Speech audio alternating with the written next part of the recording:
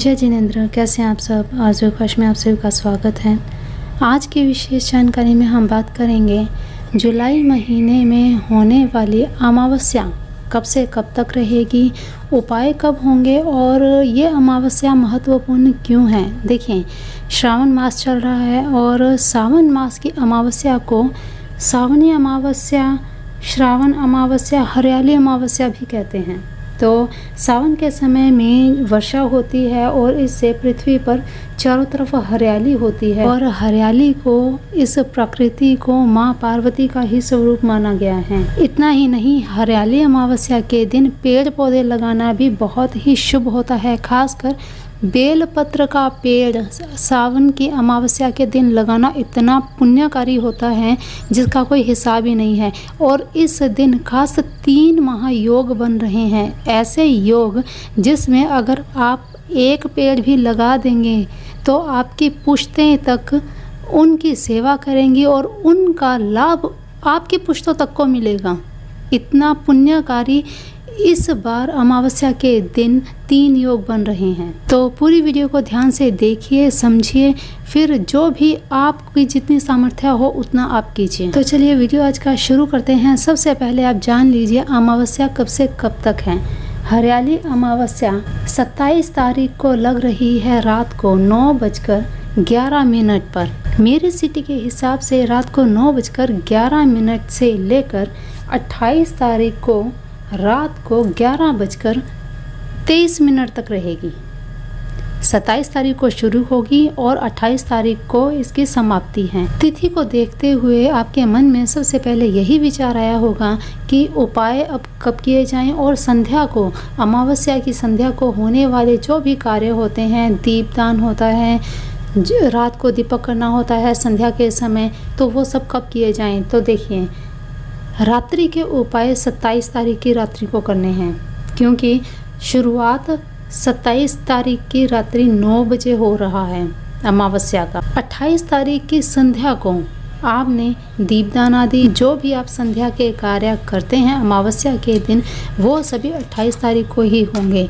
और अब आप जान लीजिए कि 28 तारीख को कौन कौन से महायोग बन रहे हैं। सर्वार्थ सिद्धि योग बहुत ही पुण्यकारी, बहुत ही शुभ होता है, हर कार्यों में शुभ होता है। ये नया कार्य आप शुरू करना चाहें, कोई भी आप करना चाहें, इसमें सभी कार्य संभव हैं। पूरा दिन 28 तारीख को पूरा दिन सर्वार्थ सिद्धि योग रहेगा। फिर इसके बाद 28 तारीख को ही अमृत सिद्धि योग लग रहा है। अमृत सिद्धि योग लगेगा सुबह 7:03 से लेकर 29 तारीख के सूर्य उदय तक। तो लगभग दोनों ही योग पूरे दिन रहेंगे। फिर इसके बाद सबसे बड़ा योग गुरु पुष्य योग, जिसका सभी इंतज़ार करते हैं। गुरु पुष्य योग का महत्व कौन नहीं जानता। कम से कम आरज़ू ख्वाहिश चैनल पर जो रेगुलर विजिट करते हैं उन्हें तो कम से कम पता लग ही गया होगा कि गुरु पुष्य योग का महत्व क्या है। बहुत विशेष महत्व है। अगर आप ये वीडियो पहली बार देख रहे हैं तो जान लीजिए, गुरु पुष्य योग ऐसा योग है कि अगर आपके गुरुदेव आप प्रसन्न हो जाते हैं तो आपके वारे न्यारे हैं। और गुरु पुष्य योग, गुरु दोष आपके कुंडली में है तो इस दिन आप कुछ ऐसे उपाय करके अपने गुरु स्थिति को स्ट्रॉन्ग कर सकते हैं, सामान्य कर सकते हैं, उच्च कर सकते हैं। फिर इसके बाद और भी बहुत से ऐसे उपाय हैं जो आप इस दिन करके अपने जीवन को सुखमय बना सकते हैं। तो गुरु पुष्य योग कब से कब तक है। देखिए, गुरु पुष्य योग 28 तारीख को सुबह 7:03 से लेकर 29 तारीख को सूर्य उदय तक रहेगा। फिर उसके बाद पुष्य योग समाप्त होगा 9:45 पर 29 तारीख को। क्योंकि गुरुवार के दिन पुष्य योग हो तो गुरु पुष्य योग बनता है, तो गुरु पुष्य योग सूर्य उदय तक। फिर उसके बाद पुष्य योग रहेगा, पुष्य नक्षत्र रहेगा शुक्रवार के दिन। फिर इसके बाद अगला योग लग जाएगा। अब इसके बाद एक योग और बता दूं आपको, 3 योग के बारे में बताया था, लेकिन 3 नहीं, यहाँ 4 योग बन रहे हैं। चौथा योग बन रहा है सिद्धि योग। जी हाँ, 3 नहीं 4 महायोग। बहुत ही ऐसे अवसर कम आते हैं, तो ये योग बन रहा है 28 तारीख को शाम को 5:55 से लेकर 29 तारीख को शाम को 6:33 तक। और ये समय अमावस्या की संध्या को बन रहा है और सावन की अमावस्या है। भगवान भोलेनाथ के दिन चल रहे हैं, उस पर इतने सारे योग एक साथ। ऐसे में अगर आप कोई कार्य शुरू कर लेंगे तो निर्विघ्न वो संपन्न होंगे ही होंगे। आप कुछ भी कार्य इसमें कर लीजिए, आपके कार्य पूर्ण होंगे। कोई आप तंत्र प्रयोग भी करना चाहते हैं सात्विक रूप से, लेकिन ये नहीं कि आपके मन में कुछ किसी के बारे में गलत करना हो तो वो आप करने लग जाएं, नहीं, क्योंकि आप एक पारिवारिक जीवन जी रहे हैं। तो ऐसे में अपने भविष्य को सिक्योर करने के लिए, अपने जीवन को सुखमय बनाने के लिए आप कोई तंत्र प्रयोग सात्विक रूप से अगर करना चाहते हैं तो बिल्कुल करें, लेकिन किसी का अनिष्ट सोचकर कोई भी कार्य आप कभी मत कीजिए, क्योंकि वो आप पर उल्टा भी पड़ सकता है। तो जब भी कोई क्रिया करे बड़ा सोच समझ कर करें, अपने हित के लिए करें, किसी के अहित के लिए कभी भी ना करें। तो ये समय इतना प्रभावशाली है कि 28 तारीख को शाम को जो भी आप उपाय करेंगे बहुत ही शुभ और बढ़िया है। किसी का कमेंट आया था वक्ष का काजल बनाने का जो प्रोसेस है वो कब करना चाहिए, तो इस समय से बेहतर समय और कोई हो ही नहीं सकता। इस समय में अगर आप अभी ये करना चाहते हैं तो अमावस्या, ये सावन की अमावस्या बहुत ही महत्वपूर्ण है। आप बिल्कुल बेझिझक आप कर सकते हैं। इसके अलावा सावन की अमावस्या के दिन पितरों की तृप्ति के लिए पिंडदान कीजिए, तर्पण कीजिए, श्राद्ध कर्म कीजिए। पितृदोष से मुक्ति पाने का ये समय बहुत ही शुभ समय है, बहुत ही अच्छा समय है। इस अवसर को आप बिल्कुल मत जाने दीजिएगा। जैसा कि शुरू में बताया, गुरु पुष्य योग, गुरु पुष्य योग के दिन आप यंत्र स्थापित कर सकते हैं। फिर से रिपीट कर रही हूँ, गुरु पुष्य योग के दिन यंत्र स्थापित करना, वृक्ष लगाना और अमावस्या का दिन है, तो इस समय को बिल्कुल मत जाने दीजिएगा। कुबेर यंत्र, श्री यंत्र, गुरु प्राप्ति यंत्र, वास्तु यंत्र, पंद्रिया यंत्र, इस प्रकार के सभी यंत्र आप इस दिन स्थापित कर सकते हैं। और संध्या का समय 28 तारीख की संध्या का समय बहुत ही शुभ है। इस समय में आप यंत्र स्थापित कर सकते हैं। इसके बाद गुरु ग्रह की स्थिति अगर अच्छी नहीं है या और भी स्ट्रॉन्ग बनाने के लिए जिनके गुरु शुभ भी हैं, उन्हें भी इस दिन पूजा अवश्य करनी चाहिए।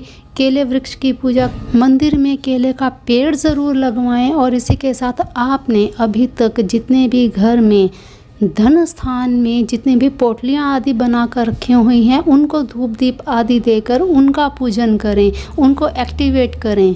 तो ये चीज़ें ज़रूर करनी चाहिए। केले की जड़ अगर आपने घर में रखी हुई है तो उसे निकाल कर शुद्ध करके फिर से उनको एक्टिवेट करें। गुरु मंत्र जाप करें, ओम ब्रह्म बृहस्पति नमः का जाप करें। और कुछ भी समझ में ना आए तो आप मंत्र जाप, मानसिक जाप अवश्य करें। महालक्ष्मी मंत्र जाप करना बहुत ही शुभ होता है। एक साथ जब इतने योग बनते हों तो ऐसे में किए गए मंत्र जाप बहुत ही जल्द सिद्ध होते हैं। पूरे भाव से, पूरी श्रद्धा के साथ किया गया हर कार्य सिद्ध होता है। इस दिन आपको जो भी कार्य भूल कर भी नहीं करने हैं वो कार्य हैं पेड़ की कटाई छटाई। आपको पेड़ को हार्म नहीं पहुंचाना है, क्षति नहीं पहुंचानी है। गलती से भी आप इस दिन पेड़ पौधों को बिल्कुल ना काटें, बिल्कुल ना तोड़ें। पौधों को, पत्तों को, आपको तुलसी का पौधा अक्सर हमें रोज़ चाहिए होता है, तो एक दिन पहले ही आप तोड़ के रख लीजिए और बड़ी ही सावधानी से तोड़ा करें पेड़ पौधे। उनको क्षति पहुंचाना भी आपको, वनस्पति को नुकसान पहुंचाना भी आपको, आपके पूर्वजों को, आपकी संतान को नुकसान पहुंचाता है, आपकी वंश को आगे बढ़ने से रोकता है। तो ये चीज़ हमेशा ध्यान रखें। बिना कारण, बिना काम के कभी भी किसी पेड़ पौधों को ना उखाड़ें, ना ही उन्हें कोई क्षति पहुंचाएं। अब रह के मन में एक ही विचार आएगा, अब पेड़ कौन सा लगाएं, पौधा कौन सा लगाएं। तो इस दिन आप बेलपत्र, केले का वृक्ष और अपराजिता का पौधा ज़रूर लगाइए। बेलपत्र और अपराजिता आप घर में लगाइए।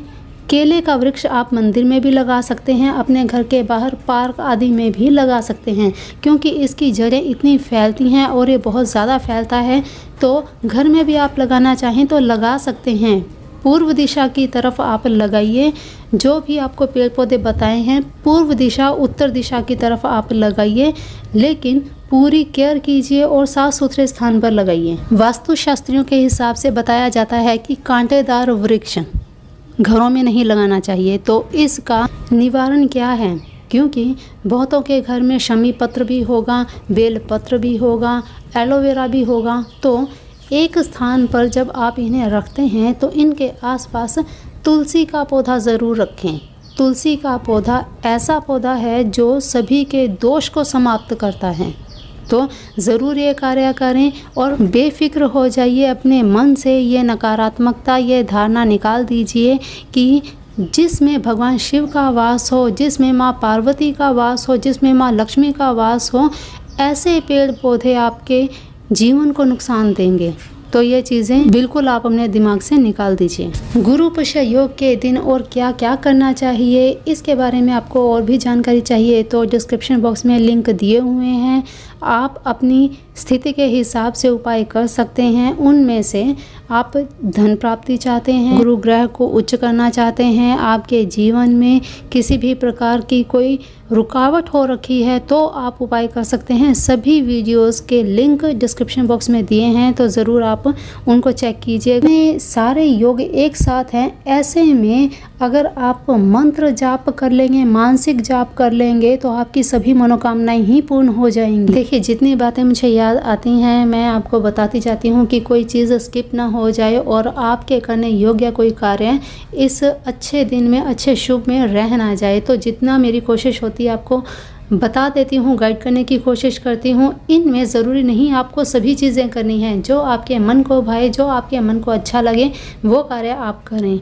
और जो भी कार्य करें अपने गुरुदेव को, अपने इष्ट देवी देवताओं का ध्यान करके करें, ताकि उनका भी आशीर्वाद आपको मिले और आपके सभी कार्य पूर्ण हो, संपन्न हो। लो, जाते जाते फिर से एक बात याद आ गई मुझे। देखिए, गुरु पुष्य योग हैं, 4 महायोग हैं, सावन का महीना चल रहा है, भगवान भोलेनाथ को प्रसन्न करने का महीना चल रहा है। तो जिन्होंने भी अभी तक गुरु धारण नहीं किए, भगवान भोलेनाथ को आप गुरु रूप में, अपने मानसिक रूप में भगवान भोलेनाथ को गुरु रूप में धारण कर लीजिए। उनका पूजन करना शुरू कर दीजिए, उनके मंत्र का जाप शुरू कर दीजिए। आपको पॉजिटिव वाइब्स आएंगी। आप जो भी कार्य अपने जीवन में कर रहे हैं, सही कर रहे हैं, गलत कर रहे हैं, सबकी आपको गाइडेंस मिलेगी। सभी में आपका भगवान भोलेनाथ मार्गदर्शन करेंगे। तो ज़रूर ये कार्य करें। अगर आपने अभी तक गुरु धारण नहीं किए हैं तो ये अवसर बहुत ही अच्छा। तो चलिए, अब बहुत ज़्यादा वीडियो लंबी हो चुकी है, लेकिन जानकारी पूरी देने की कोशिश करती हूँ। तो वीडियो की लेंथ को मत देखिए, उसमें दी हुई जानकारी को देखिए और उसका भरपूर लाभ लीजिए। तो चलिए, अभी के लिए देती हूँ वाणी को विराम। मिलते हैं फिर एक नई वीडियो में नई जानकारी के साथ।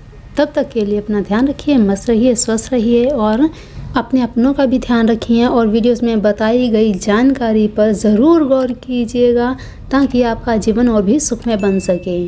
तो अभी के लिए इतना ही। जय जिनेंद्र।